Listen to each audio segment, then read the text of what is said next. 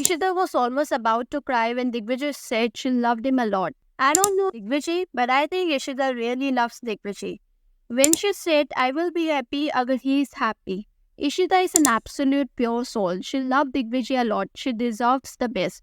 She should get a gentleman who can take care of her, love her. I feel so bad for her. मैंने इशिता जैसी इतनी understanding in purest girl कभी नहीं देखी. Digvijay, you lost a diamond. The worst thing that any man can ever say, she loves me, but मेरी वो priority नहीं है. Dude, seriously, I mean. Ishita, more power. You deserve someone better than toxic relationship. Love you, girl. Keep going. Ishita is best for Digvijay. I feel like they still care for each other. Even in the tea wala task me, he was sad for Unnati. You are good, but कोई और ढूंढ लो please. Ishita ने दिल जीत लिया यार. Television की दुनिया में इतनी प्योर सोल गर्ल भी हो सकती है क्या? Ishita, you are too good यार. My favorite is Digvijay on the show, and if I see it clearly, I feel Ishita and Digvijay are more compatible with each other. This looks at Ishita is way different than Unnati. I see real care, love and connection between Digvijay and Ishita more. I just wish they can come back together. Why is Ishita always this rude towards? Unnati is very sweet and understanding. उसकी क्या गलती है अगर दिग्विजय को वो पसंद है तो?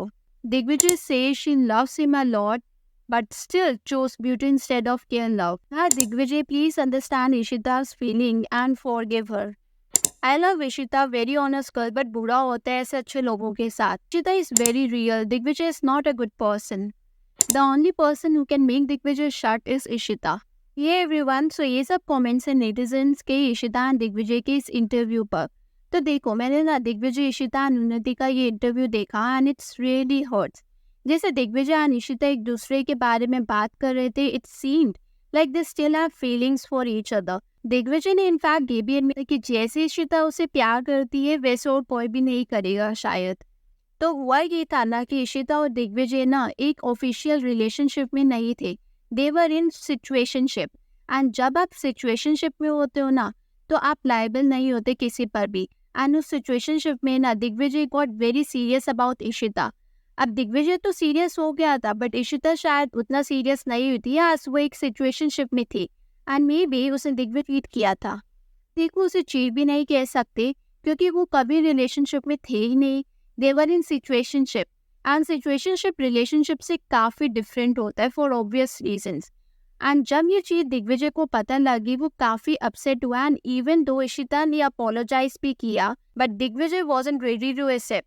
एंड इस चीज़ में ना इशिता की भी कोई गलती नहीं है, एज वो दोनों आए ही ये सोच कर थे कि वोट अ रिलेशनशिप, एंड उन्हें नहीं पता था कि वो लोग बाद में कमिटेड हो जाएगी. फाइट इशिता सेल्फिश एंड उसने कितना भी अपोलोजाइज करना चाहा अपनी मिस्टेक के लिए, बट दिग्विजय ये क्लोजर दे चुका था कि अब इन दोनों के बीच में कुछ नहीं हो सकता.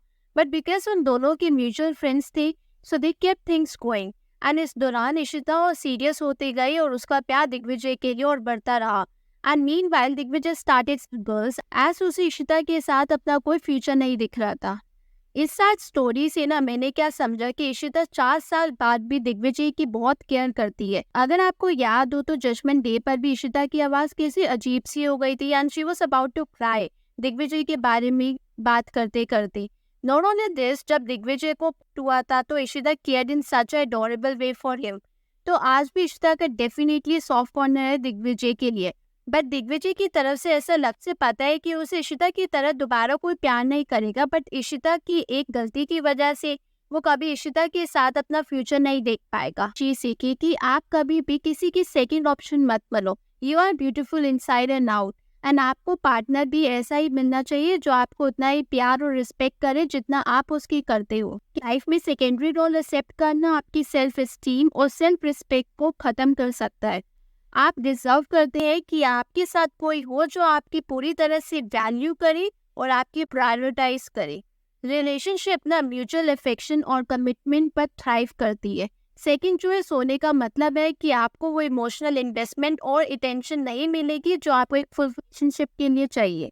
जब आपको पता हो कि आप प्राइमरी चॉइस नहीं है तो ये फीलिंग ऑफ रिसेंटमेंट और इनसिक्योरिटी को जन्म दे सकता है, जो रिलेशनशिप में टेंशन और कॉन्फ्लिक्ट क्रिएट कर सकती है, जैसे कि दिग्विजय और इशिता के केस में हुआ.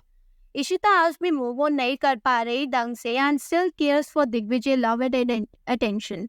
ये अनसर्टेनिटी और रेसिप्रोकेटेड कमिटमेंट की कमी स्ट्रेस, एंजाइटी और सैडनेस कॉज कर सकती है, जो आपकी मेंटल हेल्थ को नेगेटिवली इम्पैक्ट करती है। किसी के सेकंड ऑप्शन बनने से आपको वो रिलेशनशिप नहीं मिल पा जहां आप ट्रूली वैल्यूड और अप्रिशिएटेड हो, जो आपकी पर्सनल ग्रोथ और हैप्पीनेस को रोकता है। एक बात जो मोस्ट इम्पोर्टेंट है वो ये है कि हेल्दी रिलेशनशिप रेसिप्रोसिटी पर बेस्ड होती है। अगर आप कंसिस्टेंटली ज़्यादा दे रहे हैं और आपको कम रिसीव हो रहा है, तो ये इम्बैलेंस इमोशनल एग्जॉशन और डिससेटिस्फेक्शन ला सकता है। आखिर में सबको ये राइट है कि उनके साथ कोई हो जो उन्हें जेन्युइनली प्यार करे और प्रायोरिटाइज करे। कुछ भी कम एक्सेप्ट करना एक हेल्दी, सपोर्टिव और लविंग रिलेशनशिप की फाउंडेशन को अंडरमाइन करता है।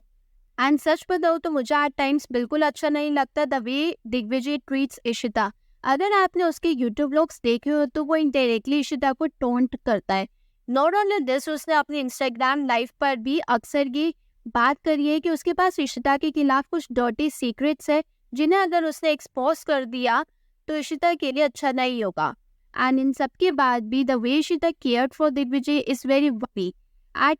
एटलीस्ट इशिता को इतनी सेल्फ रिस्पेक्ट तो होनी चाहिए। कभी ना मुझे ऐसा लगता है कि शायद इशिता ना गलत सीजन में आ गई है। अगर आपने नोटिस किया तो इशिता इज वेरी सैवेज। वो कम बोलती है बट जब बोलती है she makes a lot of sense. It's just that उसका कोई पॉपुलर पार्टनर नहीं है, जिसकी वजह से उसकी अच्छी चीज़ भी नोटिस नहीं होती। बाकी आपको क्या लगता है इस मैटर में, दिग्विजय, इशिता या उन्नति कौन सही है? इसको कमेंट्स में ज़रूर बताना और अगर वीडियो पसंद आई हो लाइक ज़रूर कर देना। चैनल पर न्यू हो तो सब्सक्राइब करना मत भूलना।